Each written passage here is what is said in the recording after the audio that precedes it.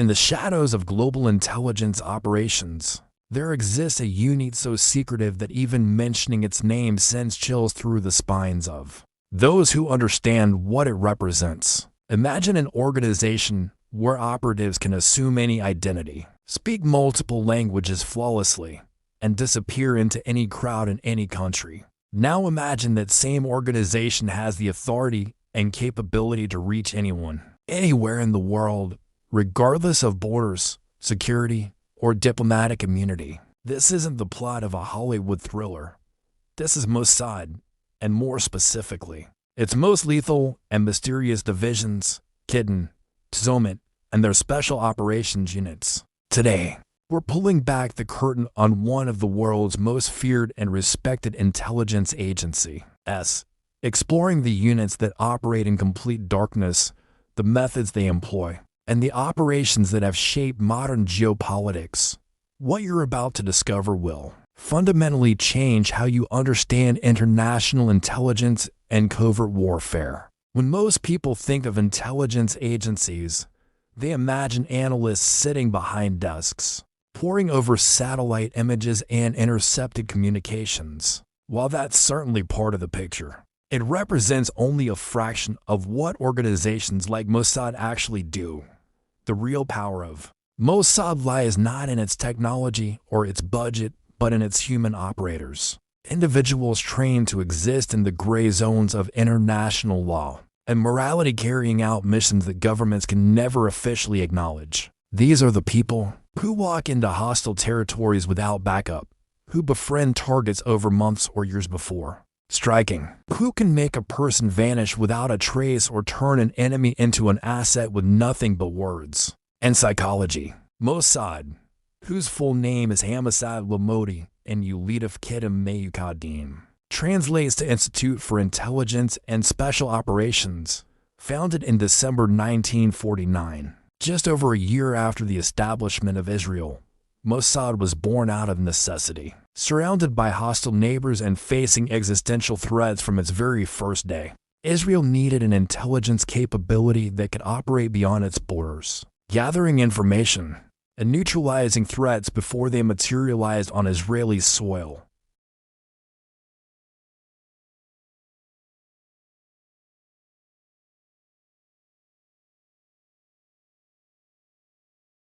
This philosophy has guided Mossad's operations for over 7 decades, emphasizing the critical importance of intelligence and ensuring national survival. Unlike the American CIA or British MI6, which operate under significant legislative oversight and public scrutiny, Mossad functions with remarkable autonomy. The agency reports directly to the Prime Minister of Israel, bypassing much of the bureaucratic infrastructure that constrains other intelligence organizations. This streamlined command structure allows for rapid decision-making and operational flexibility. But it also means that Mossad operates with fewer checks and balances than its Western counterparts.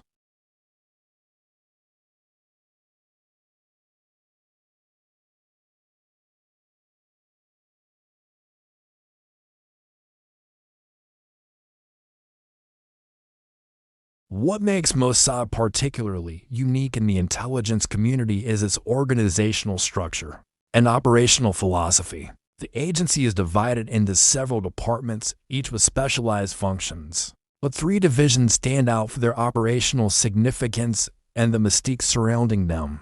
These are the units that conduct the operations you read about in history books, though often the full truth emerges only decades later, if at all. They represent different aspects of intelligence work: the gathering of human intelligence, the execution of direct action, and the broad spectrum of special operations that fall between conventional espionage and military action.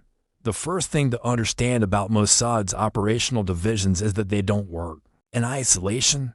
Intelligence gathering, asset recruitment, and operational execution are interconnected activities that require seamless coordination.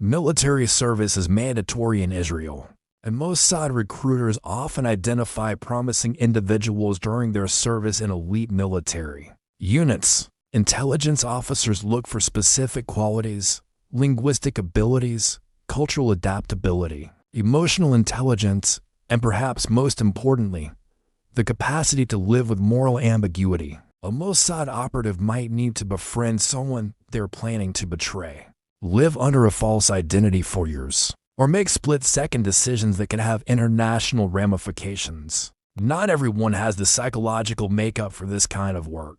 Training for Mossad operatives is among the most rigorous in the intelligence world. New recruits undergo extensive preparation that can last several years, covering everything from advanced combat techniques,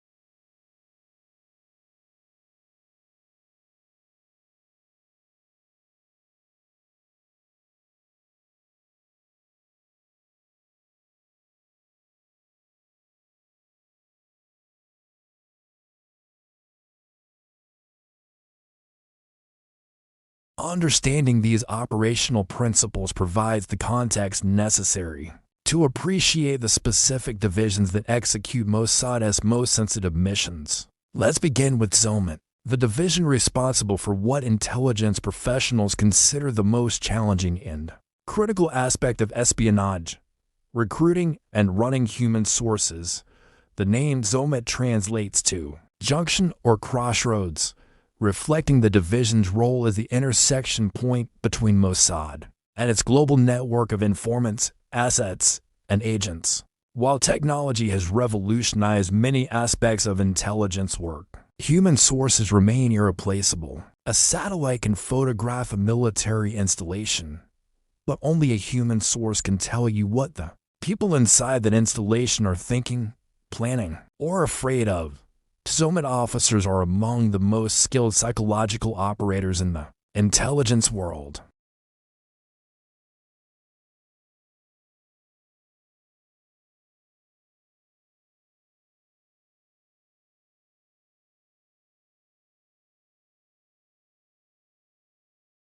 This process, known in the intelligence community as the recruitment cycle, typically unfolds over months or even years.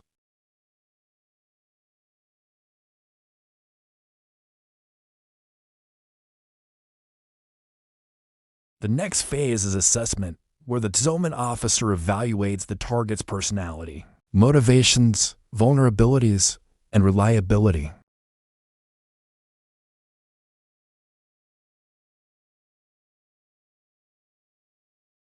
Finally comes recruitment, the actual pitch where the target is asked to provide intelligence, and then handling, the ongoing management of the source relationship. What makes Tzomet officers particularly effective is their understanding of human motivation. People betray their countries, organizations, or colleagues for surprisingly predictable reasons, often summarized by the acronym MICE: money, ideology, compromise, and ego.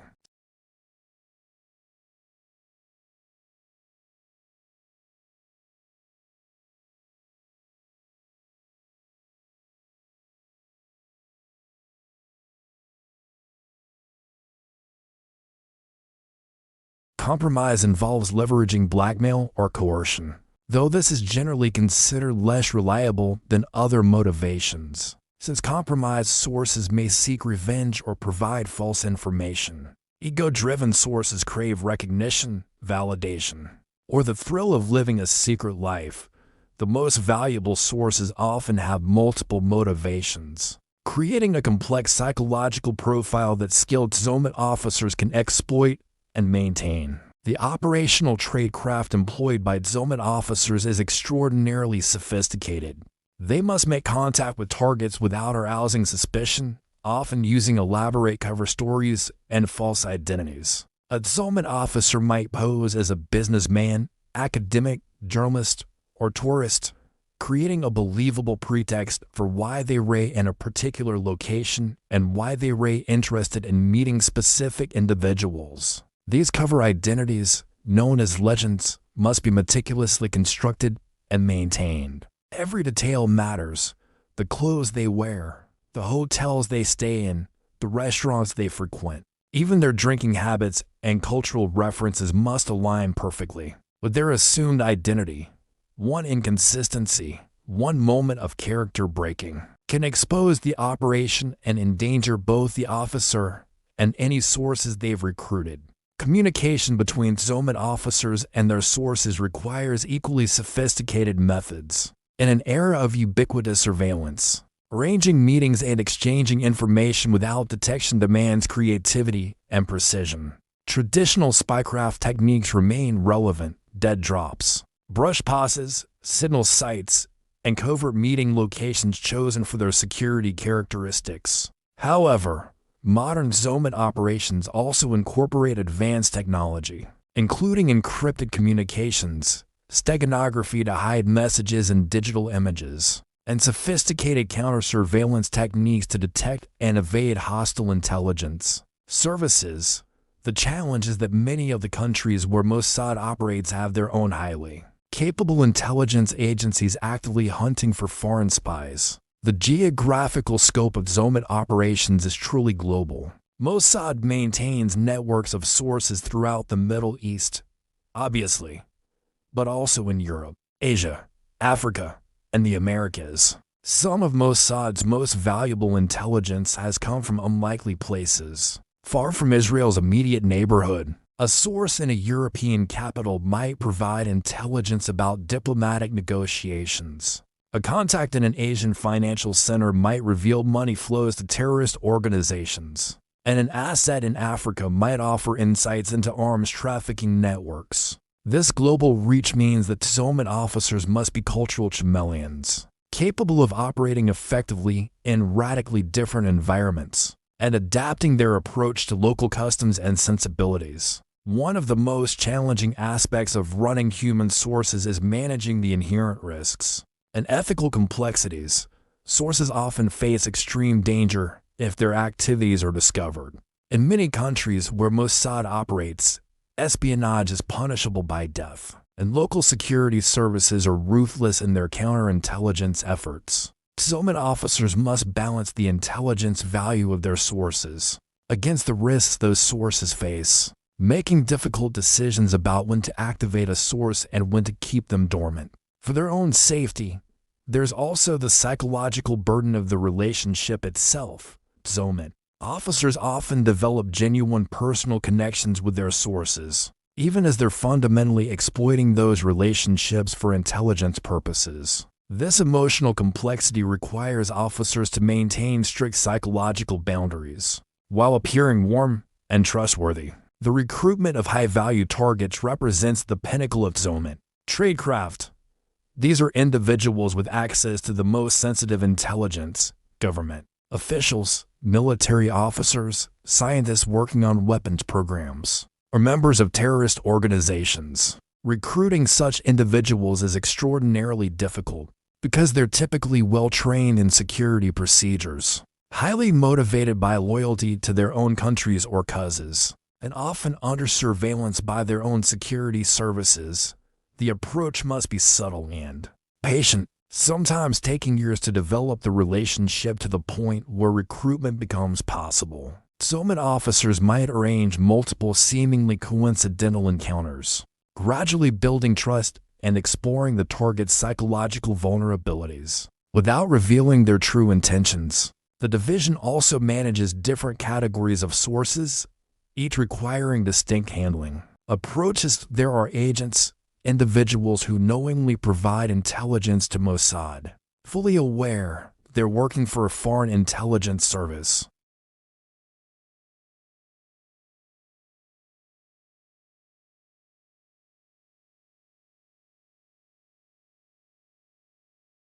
Some sources are long-term assets, cultivated over years or decades and activated only for critical intelligence needs.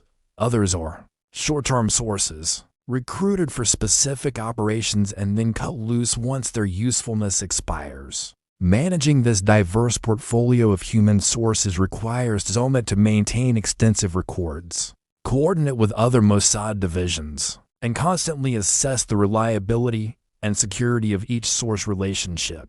The intelligence gathered by Tzomet and other Mossad divisions ultimately flows into operational planning, and this is where Kidon enters the picture. If Tzomet represents the patient, psychological art of intelligence gathering, Kidon represents the decisive, surgical application of force. The name Kidon means bayonet in Hebrew, a fitting designation for a unit that serves as Mossad's sharp edge, the instrument used when intelligence must be acted upon with finality. Kidon is perhaps the most secretive unit within an already secretive organization.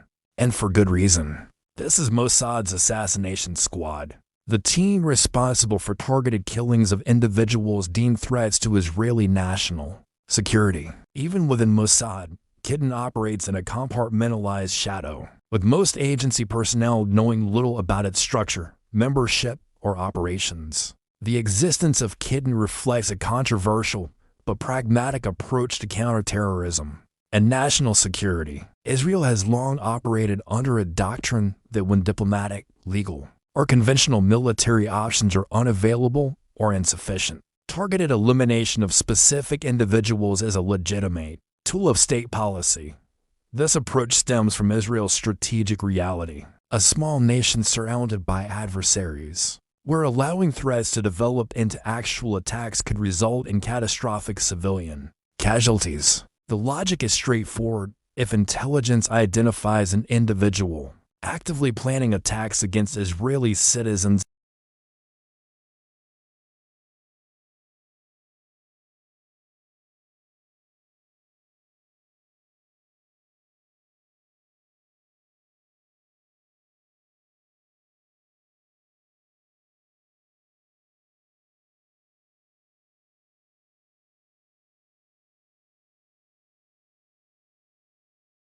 operatives typically come from Israel's most elite military units, particularly Sayeret Matkal, the General Staff Reconnaissance Unit, that conducts special operations behind enemy lines, and Shaytet 13, the Naval Commando Unit equivalent to the American Navy SEALs or British SBS. These units produce soldiers with exceptional combat skills, experience operating under extreme stress, and proven ability to function in hostile territories without support. However, military prowess alone is insufficient for Kidon.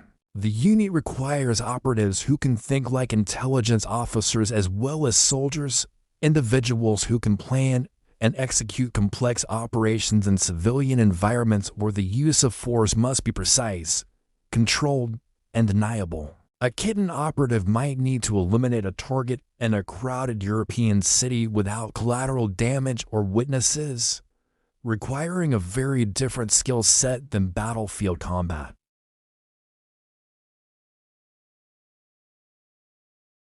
Beyond maintaining peak physical conditioning and advanced combat skills, operatives must master a wide array of specialized techniques. They receive extensive instruction in various methods of assassination, each suited to different operational contexts and security environments. Some operations require close-quarters combat, while others demand long-range marksmanship or the use of explosives. Kidon operatives also train extensively in poisons and toxins, understanding both their application and their forensic signatures. Many operations require methods that appear natural or accidental, avoiding suspicion of foul play. operatives also receive the same kind of identity and cultural training as other Mossad officers, learning to blend into diverse environments and maintain covert identities under pressure. The psychological preparation is equally important, ensuring operatives can execute their missions with cold professionalism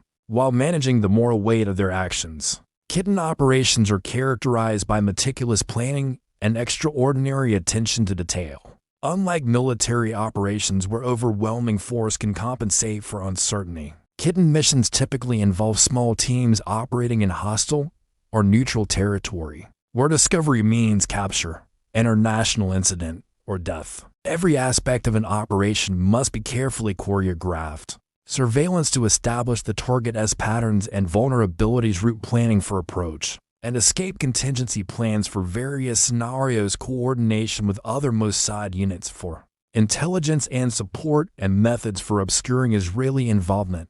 Some operations take months or even years to plan, with teams conducting extensive reconnaissance and waiting for optimal conditions. The patience required is remarkable, knowing that a single mistake or moment of bad luck can compromise not just the mission, but potentially expose the entire network supporting it. The methods employed by Kidon have evolved significantly over the decades, adapting to changing security environments and advancing technology.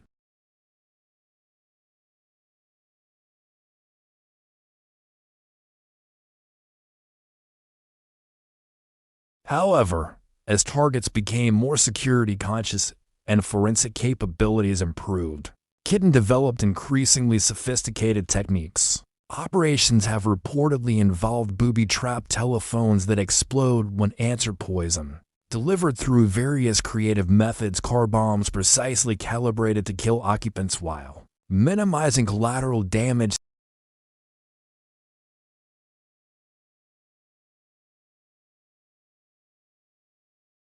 More recently, Kidon has incorporated advanced technology, including drones, cyber weapons, and remotely detonated devices that can be triggered with precision timing. The targets of Kidon operations fall into several categories, each representing a different aspect of threats to Israeli security.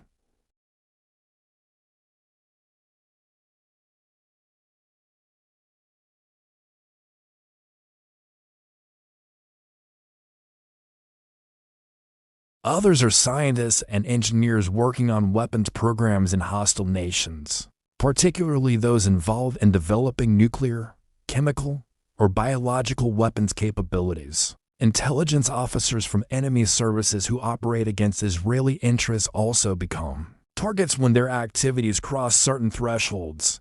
In some cases, political figures who actively support and enable terrorist activities or weapons development programs are designated for elimination.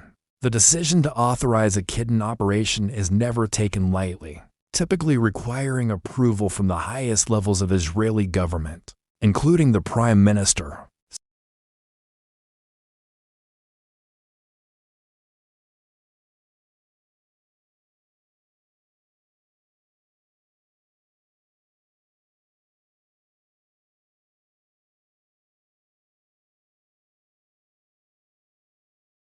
And eliminating members of the Palestinian group Black September across multiple countries over several years. This campaign demonstrated Kidon's ability to conduct sustained operations across international borders despite diplomatic complications and hostile intelligence services. Other notable operations include the assassination of Gerald Bull, a Canadian engineer developing a supergun for Iraq, found shot dead in Brussels in 1990.